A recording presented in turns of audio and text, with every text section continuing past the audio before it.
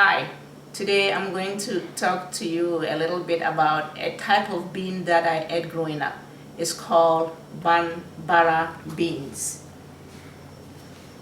This is an example of one variety of Bambara beans. They come in different colors and varieties.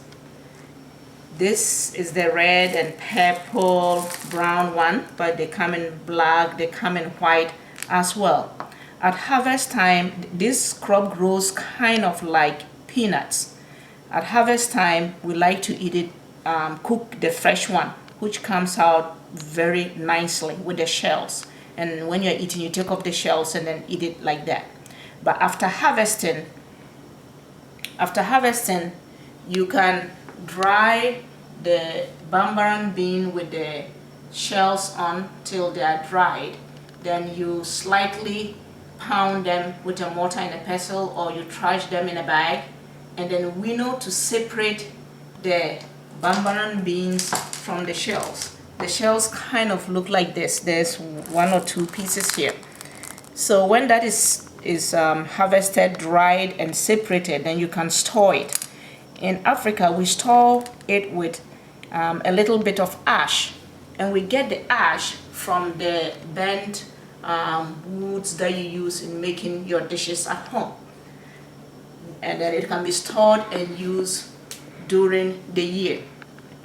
When it's dried, you can cook it again, but when cooking it at this stage, it takes a much longer time to cook. Easiest to cook the Bambara beans when it's freshly harvested, but when you dry it and you use it during the year, you can roast them and you can grind them to get a Bambara bean flour that can be used in making fritters and some other delicious African dishes. I'm going to show you how to cook these Bambara beans. It takes a long time to cook, so if you have a lot of things to do, you can just put it on fire with a lot of water in a pot and let it continue to cook till it's done.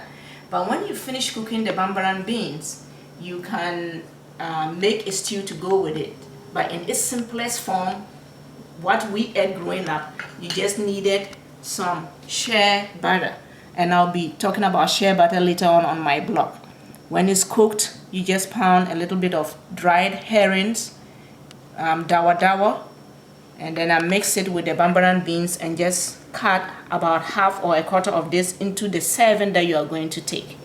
There are two ways that you can use the shea butter. You can either melt the shea butter in a larger pot and then scoop out a tablespoon into each serving, or if you are going to use the shea butter in this form, it's a great idea to put it into the Bambara beans right after you take it off fire in each serving, and then you cut them into smaller pieces and then put into each serving. And since the Bambara beans will be hot, it's easier for the shea butter to melt, and then you have a great meal. Right now, I have 4 cups of Bambara beans in this pot. So I'm going to add water and then wash it. It's a great idea to add enough water to cover the Bambara beans so that all the floating material gets down here. Because it depends on how it's harvested. You can have a lot of stones in it. So I think I should show you the other way that you can separate the stones from this. Depending on how it's harvested, it's a great idea to treat it the way I'm about to show you. After washing and pouring out the floating matter, you need some excess water in a pot. And then you put in the Bambara beans in a plastic container or that has a round bottom. Traditionally, we use a calabash, but we don't have a calabash here. So because of the way it's always dried, if the people drying it are not careful, there are always some stones left after the harvesting time and thrashing. So when you use a calabash and swirl the bambara beans this way. The stones, because the stones are heavier than the bambara beans, they would go to the bottom of the cup. And shortly you will see exactly what I'm talking about. You see, you have huge stones. So you pour the stones away and repeat the process. After separating the stones from the bambara beans, I would pour out the excess water and any floating material that may be on top. Since it's a recipe, I'm trying to pour out as much water as possible. Cooking the bambara beans requires patience and time, and it uses a lot of water. In this pot, I have my clean 4 cups of bambara beans and 14 cups of water to start.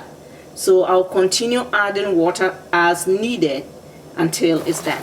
At this stage, I'm going to add baking soda. Baking soda would let it cook faster. And I add some seasoning salt.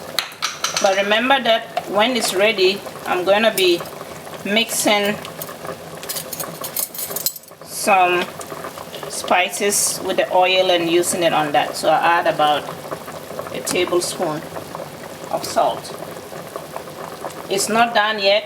When it cooks halfway and then there's room to add more water, then I'll add more water. It's going to take a while. In addition to the baking soda making the bambara beans cook faster, it also reduces gas. So that's one other reason why it's used. This has been boiling for over 1.5 hours and all the water is gone. So I'm going to add some extra 7 cups water and then let it continue to boil. I had to add an extra 7 cups of water, but at this stage it's almost cooked, so you can see them bursting up. They are cracked. Some of them are cracked. So depending on how much water you want in the end product for the cooked bambara beans, I will lower the heat at this stage and then let it simmer. But what you should bear in mind is that even though there's this amount of water in it, if it cools or stays overnight, the water is going to be all absorbed. So right now it's cooked. I'm going to lower the heat and let it continue to cook till it's very soft, and then the water becomes a little thicker.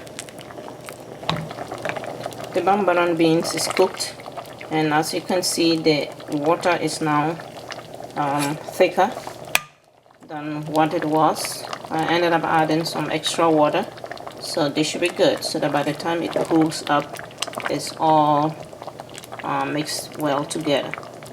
This is the product you get after almost 4.5 hours. I'm going to serve this right away with a little bit of salt and habanero pepper.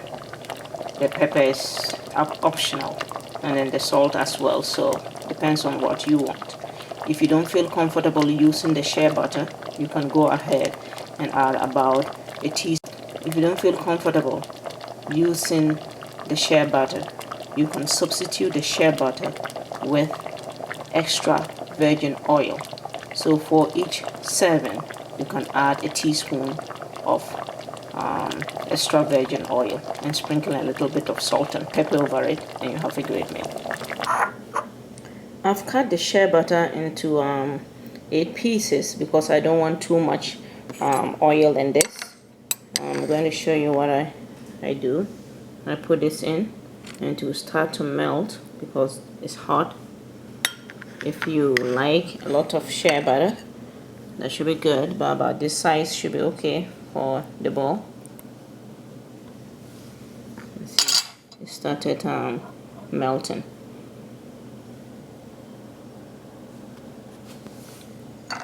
Then I'll sprinkle a little bit of the salt and habanero pepper to spice it up a little, and then stir and eat it up.